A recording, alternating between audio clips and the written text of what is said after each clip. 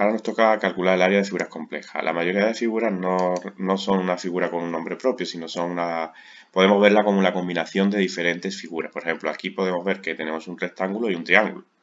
Bueno, pues para calcular el área lo que vamos a hacer es, vamos a partir con una línea imaginaria, lograr en el papel ya real esta figura en dos pedazos y de esta forma vamos a calcular lo que sería una de ellas como un rectángulo y la otra como un triángulo. Y a partir de ahí pues haremos las cuentas. Muy bien. Algunas de las medidas pues se verán obviamente y otras pues tendremos que utilizar un poquito pues sentido común de ver que son complementarios restando una cantidad o sumando una cantidad, ¿no? Por ejemplo, para el rectángulo tenemos claramente que esta es la base y esta es la altura, pero sin embargo, esta que debería ser la base del triángulo pues no es obvia, pero sí va a ser la diferencia de estas dos, es decir, es todo esto, que es lo mismo, menos esto, es decir, eso. Y en este caso, pues lo mismo, pasa que esta, que es la altura del triángulo, pues no la tenemos, pero va a ser toda esta longitud menos esta, que es la misma que llevaría hasta aquí.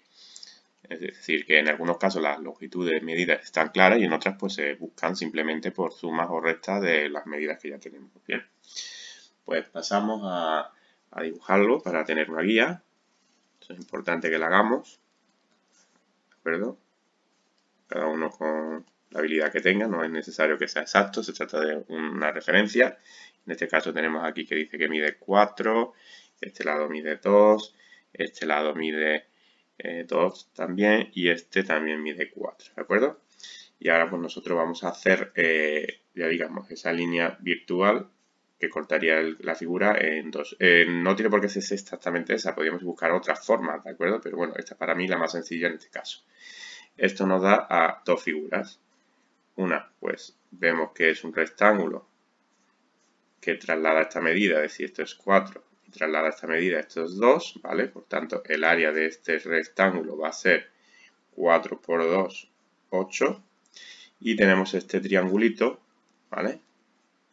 Que ya he dicho, aquí las medidas no las tenemos directamente, pero si nos fijamos que de aquí a aquí mide 4 y esto mide 2, pues esto también tiene que medir 2. Esta medida no está, la hemos buscado nosotros, pero bueno, es 2, así que la base tenemos que es 2. Y lo mismo pasa con la altura, si de aquí a aquí mide 4 y esto mide 2, es decir, esto también mide 2, pues esto pues, tiene que ser también 2. Otra medida que buscamos. Una vez tenemos que la base y la altura son 2, pues el área para, en este caso, sería base por altura entre 2, es decir, 2 por 2, 4 entre 2, 2.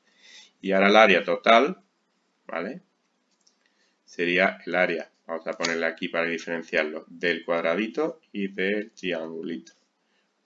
Aquí bueno, el rectángulo, los cuadrados, rectángulo y del triángulo. Es decir, 8 más 2, pues nos daría 10. Y esta sería el área total que vamos a poner en este caso.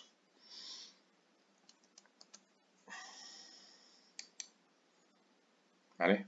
Nos vuelve a dar la misma figura, solo cambia lo que sería las medidas, pero sería de la forma parecida. Y en este caso, bueno, pues en este caso si nos fijamos, si cortamos por aquí, es decir, si hacemos una línea virtual por aquí, volveríamos a tener un rectángulo, ¿vale? De base B, altura C, y tendríamos aquí un triángulo cuya base va a ser esta B, y la altura, pues otra vez, como vamos a esta medida que va de aquí a aquí, cuando utilizamos esta marca estamos diciendo que la medida va desde aquí hasta aquí, pues A menos C va a ser la altura, por tanto también lo podríamos hacer sin ningún tipo de problema. Bien. Pues como vemos, el primero, que es el que realmente no hemos parado a contestar, está todo correcto.